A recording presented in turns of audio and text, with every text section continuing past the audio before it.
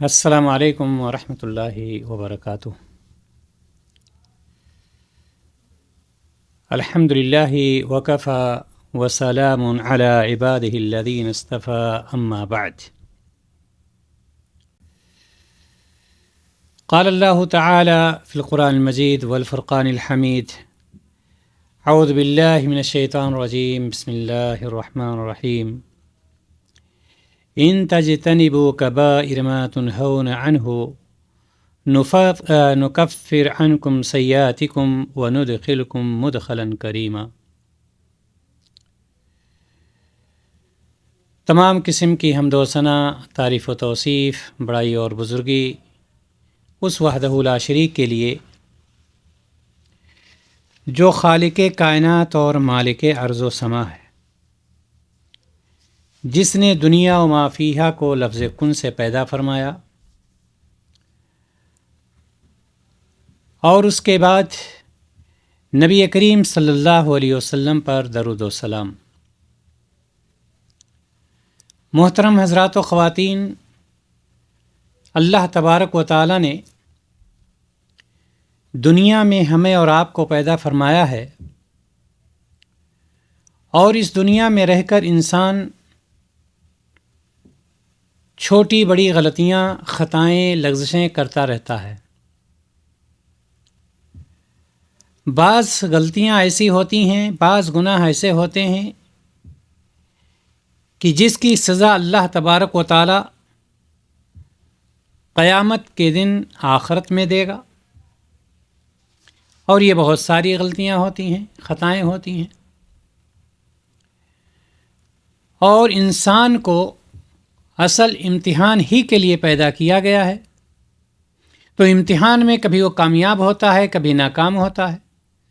جو ناکام ہوتا ہے اس کی بعض غلطیاں ہوتی ہیں، گناہ ہوتے ہیں، وہ گناہ کہیں چھوٹے ہوتے ہیں، کہیں بڑے ہوتے ہیں۔ ان گناہوں میں سے بعض کی سزا اللہ تبارک و تعالی نے آخرت میں متعین کر دی ہے، لیکن بعض ایسے گناہ بھی ہوتے ہیں جو دنیا ہی میں اللہ تبارک و تعالی اس کی سزا انسانوں کو دے دیتا ہے۔ آج کے اس مختصر سے وقت میں ہم آپ کے سامنے یہ پیش کرنے کی کوشش کریں گے کہ وہ کون سے گناہ ہیں جن گناہوں کی سزا اللہ تبارک و تعالی دنیا میں دے دیتا ہے۔ اللہ تبارک و تعالی نے سورۃ النساء آیت نمبر 31 میں ارشاد فرمایا، ابھی میں نے آپ کے سامنے یہ آیت تلاوت کی ہے، ان تجتنبوا کبائر ما تنہون عنہ،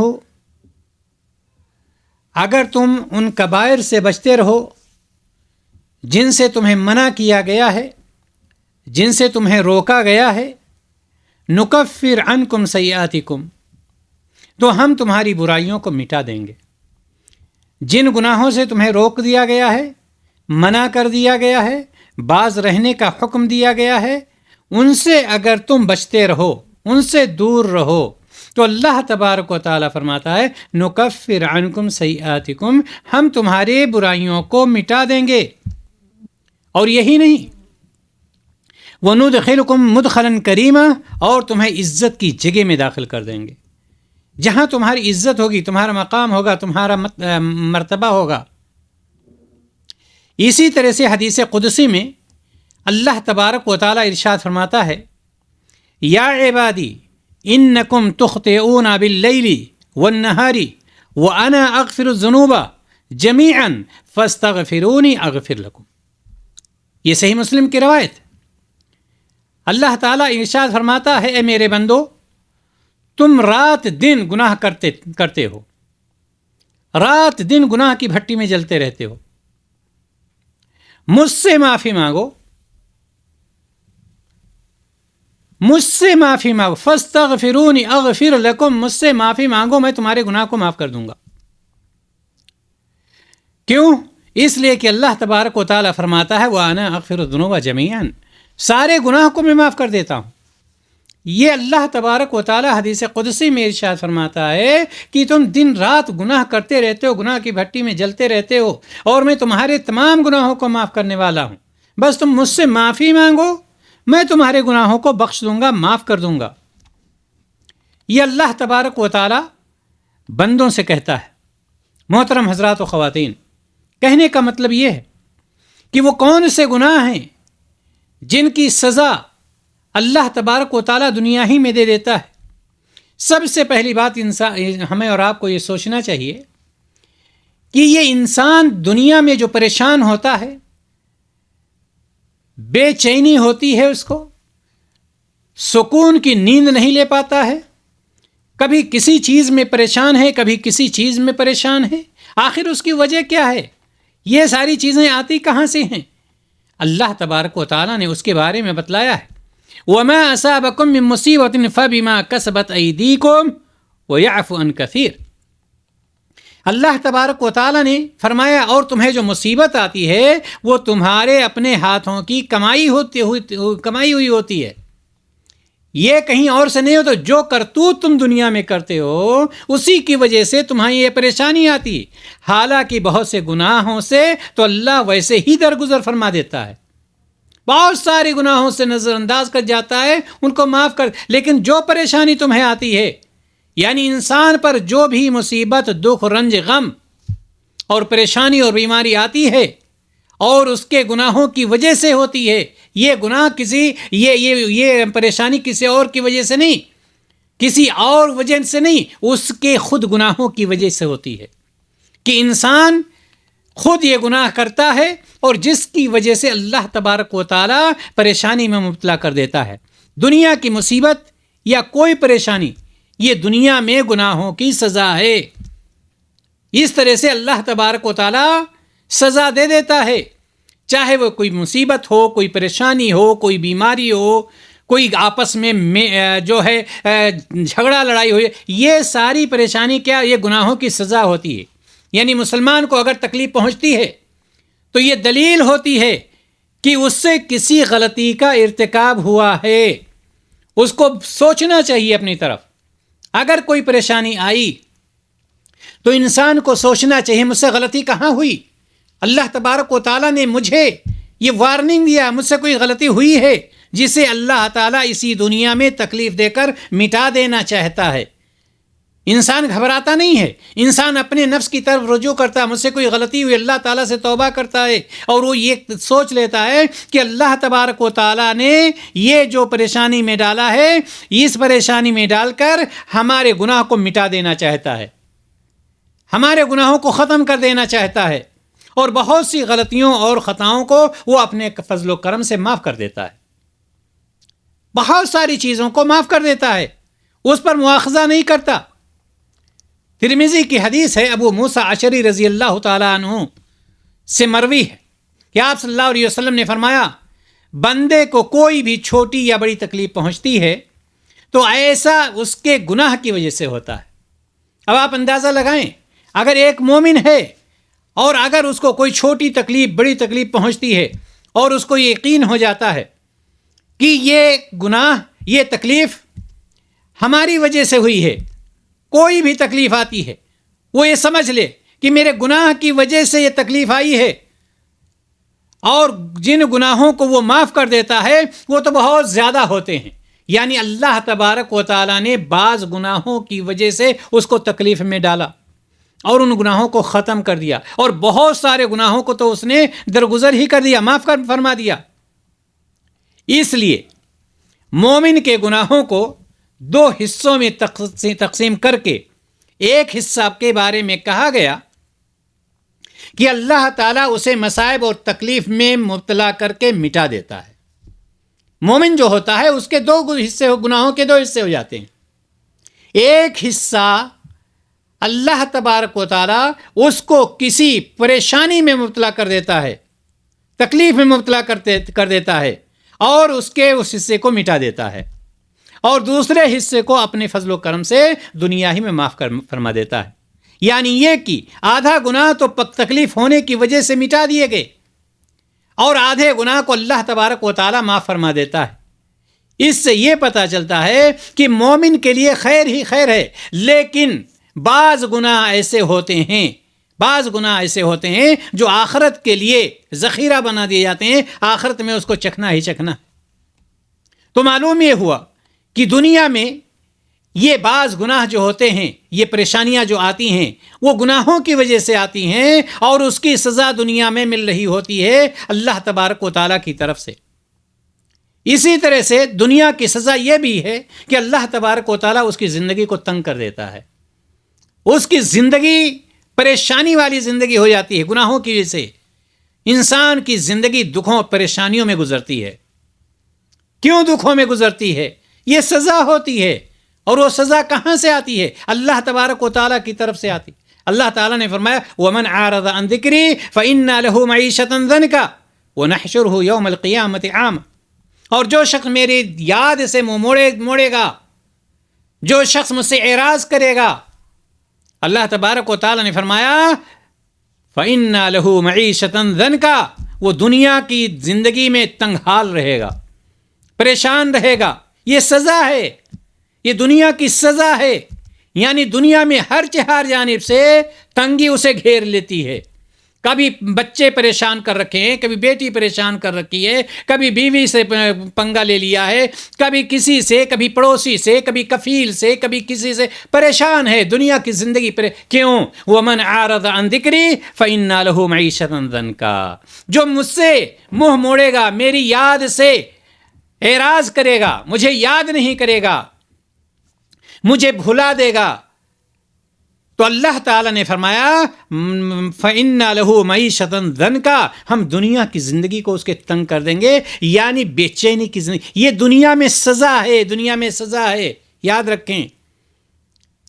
چاروں طرف سے پریشانیاں اس کو گھیر لیتی ہیں۔ یہ پریشانیاں گھیر رکھی ہیں، کیا وہ عیش و عشرت کی زندگی گزار رہا ہے؟ نہیں، یہ دنیا میں ہی اس کو سزا مل رہی ہے، دنیا ہی میں وہ پریشان ہو رہا ہے، اور اللہ تبارک و تعالیٰ اس طرح سے اس کے سکون کو اور اطمینان کو چھین لیتا ہے، اس کے سکون و اطمینان ختم ہو جاتے ہیں۔ اسی طرح سے دنیا کی سزا یہ بھی ہے کہ اللہ تبارک و تعالیٰ کی رحمت سے ایک شخص محروم کر دیا جائے۔ اللہ تعالیٰ کی رحمت سے محروم کر دینا، محروم ہو جانا، یہ بہت بڑا عذاب ہے اس کے اوپر، سمجھ لیجئے۔ اگر جس پر اللہ تعالیٰ کی رحمت نہیں ہوگی، کیا وہ سکون کی زندگی گزار سکتا ہے؟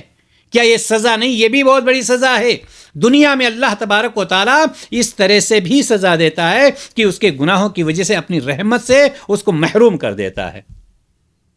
اور اللہ تعالیٰ نے اس کو سورۃ الحشر میں ارشاد فرمایا وَلَا تَكُونُوا كَالَّذِينَ نَسُوا اللَّهَ فَأَنسَاهُمْ أَنفُسَهُمْ۔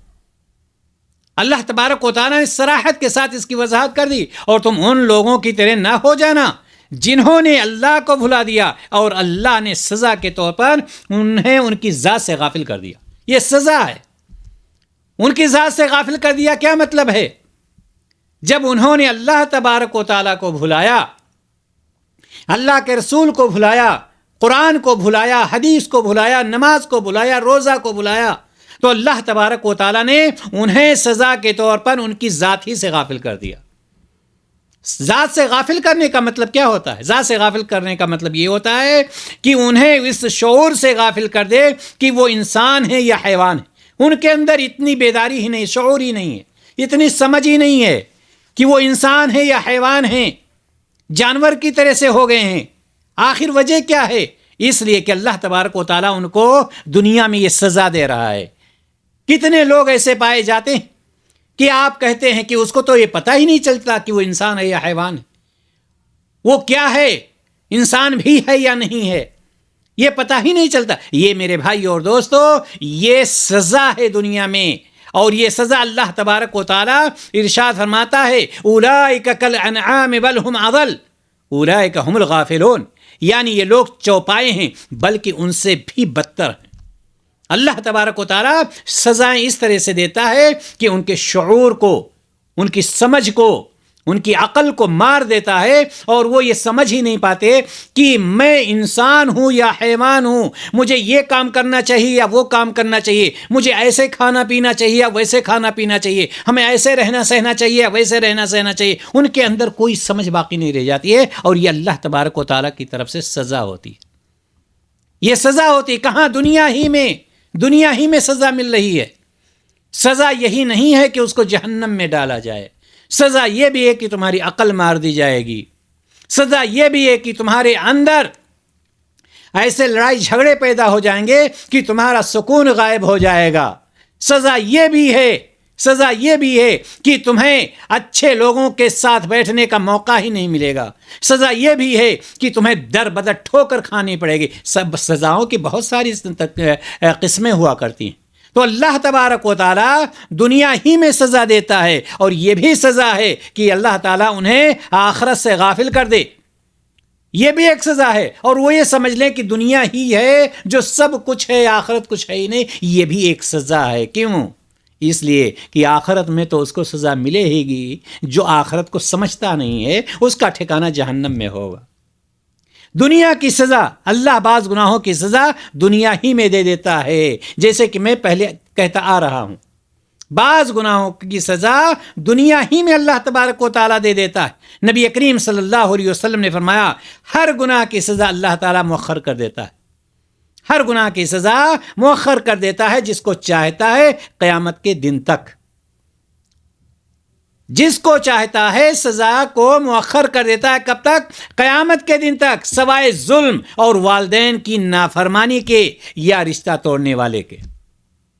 ظلم کی سزا دنیا ہی میں مل جاتی ہے. جو لوگ دوسروں پر ظلم کرتے ہیں، جو لوگ دوسروں پر ظلم و زیادتی کرتے ہیں، ان کو دنیا ہی میں سزا مل کر کے رہتی ہے. ظلم کرنے سے مراد یہی صرف نہیں ہے کہ کسی کا مال ہڑپ کر لیا. ظلم کرنے میں بہت ساری چیزیں شامل ہوتی ہیں. آپ کسی کو ستا رہے ہیں زبان کے ذریعے سے، آپ کسی کو ستا رہے ہیں اپنی قلم کے ذریعے سے، آپ کسی کو ستا رہے ہیں اپنی نظروں کے ذریعے سے، آپ کو کسی کو ستا رہے ہیں اس کا مال ہڑپ کر کے، آپ کسی کو ستا رہے ہیں اس کی غیبت کر کے، آپ کسی کو ستا رہے ہیں اس کے بھائی بہنوں کے درمیان رشتہ توڑ کر کے. یہ سب ظلم میں شامل ہے. اور اللہ کے رسول صلی اللہ علیہ وسلم نے فرمایا کہ ظلم کرنے والوں کو سزا آخرت میں تو ہے ہی، دنیا ہی میں ایسے لوگوں کو اللہ تبارک و تعالی سزا متعین کر دیتا ہے. اور اسی طرح سے وہ شخص جو والدین کی نافرمانی کرتا ہے، وہ والدین جنہوں نے اس کو پالا ہے، پوسا ہے، پرورش کی ہے، ساری چیزیں کی ہیں، جب وہ کرنے کے لائق نہیں تھا، چلنے کے لائق نہیں تھا، سمجھنے کے لائق نہیں تھا، تو کس نے اس کی پرورش کی تھی؟ ماں باپ نے کی تھی. لیکن جب وہ کمانے کھانے کے لائق ہو گیا، جب وہ چلنے پھرنے کے لائق ہو گیا، جب شادی بیاہ ہو گئے، جب اس کے بچے ہو گئے، تو ماں باپ کو لات مار دیا، ماں باپ کو سائڈ کر دیا، ماں باپ کے احسان کو بھول گیا.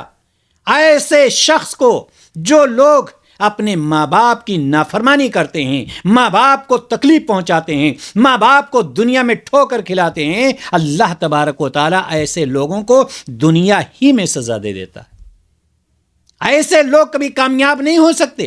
وہ لاکھ کوشش کر لیں، کہیں بھی چلے جائیں، امریکہ چلے جائیں، لندن چلے جائیں، کہیں بھی چلے جائیں، اگر ماں باپ کی دعا ان کے ساتھ نہیں ہے، اگر ماں باپ کے ساتھ انہوں نے نافرمانی کی ہے، تو دنیا میں ان کو سزا مل کر کے رہے گی. یہ نبی کریم صلی اللہ علیہ وسلم کی حدیث ہے.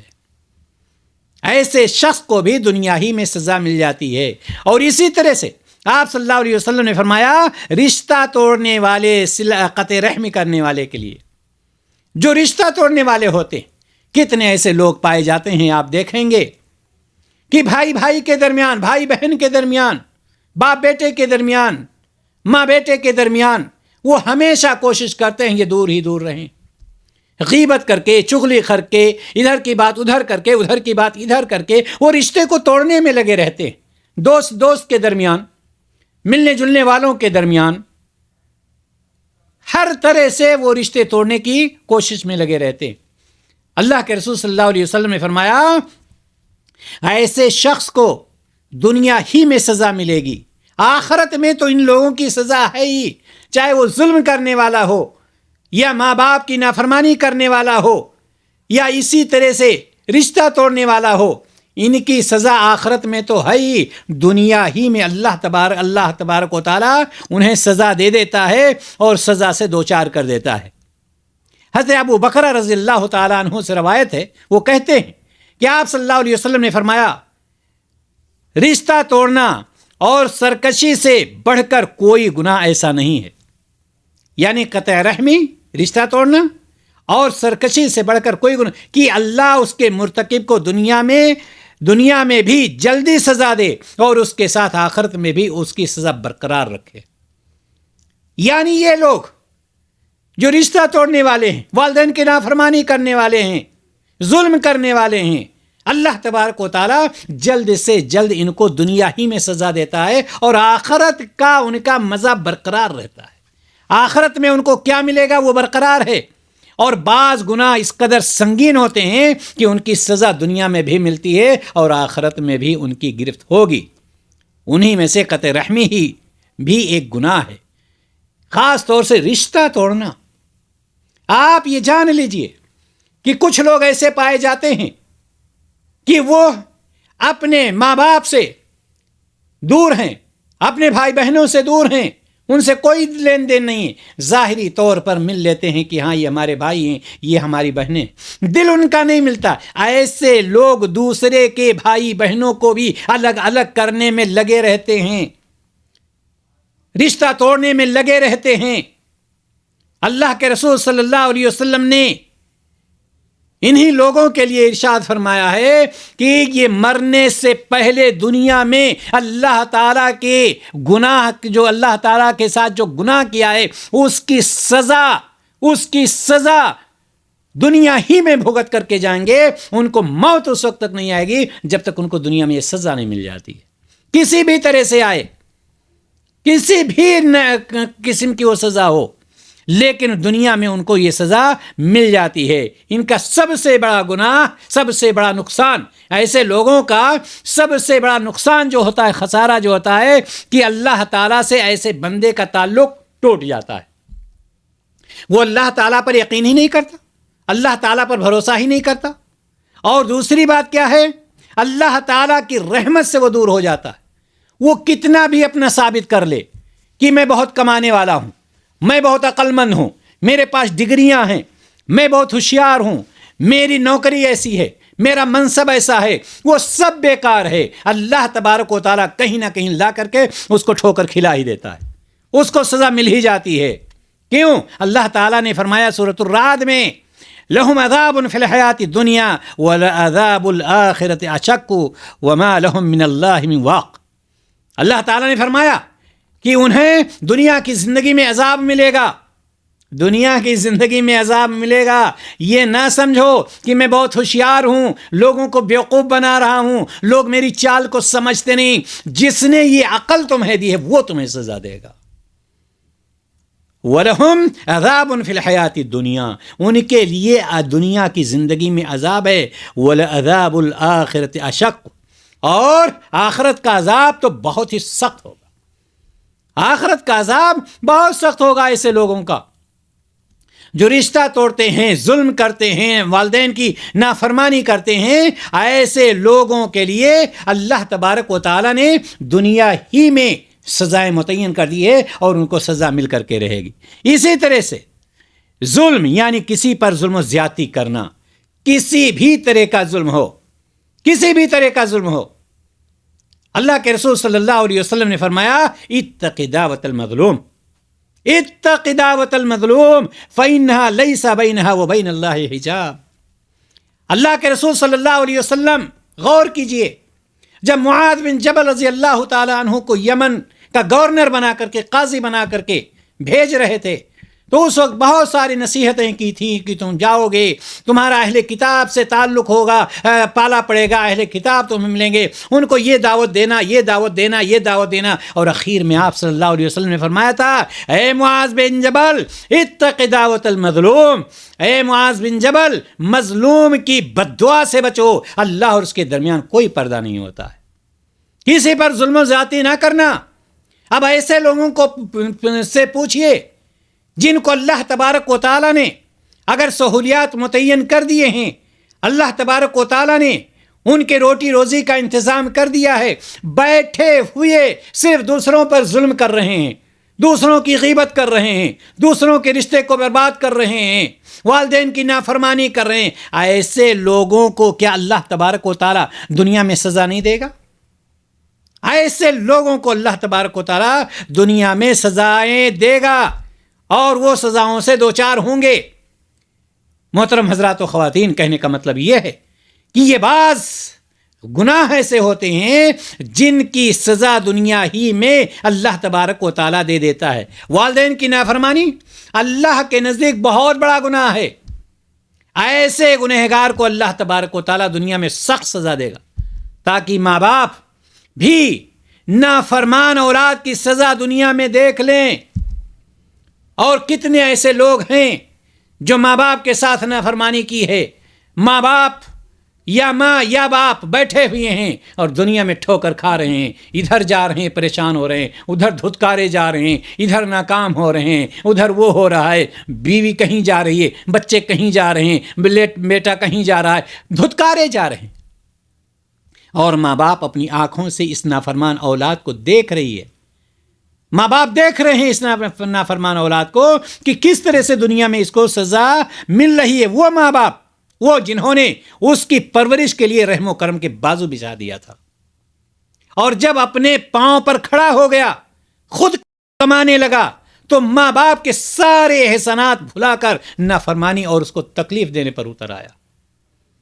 محترم حضرات و خواتین، کہنے کا مطلب یہ ہے کہ یہ بعض گناہ ایسے ہوتے ہیں جن سے ہمیں زیادہ بچنا چاہیے. ان کی سزا آخرت میں تو اللہ تبارک و تعالیٰ نے متعین ہی کر رکھی ہے، لیکن ان کی سزا دنیا میں بھی انسان کو مل جاتی ہے.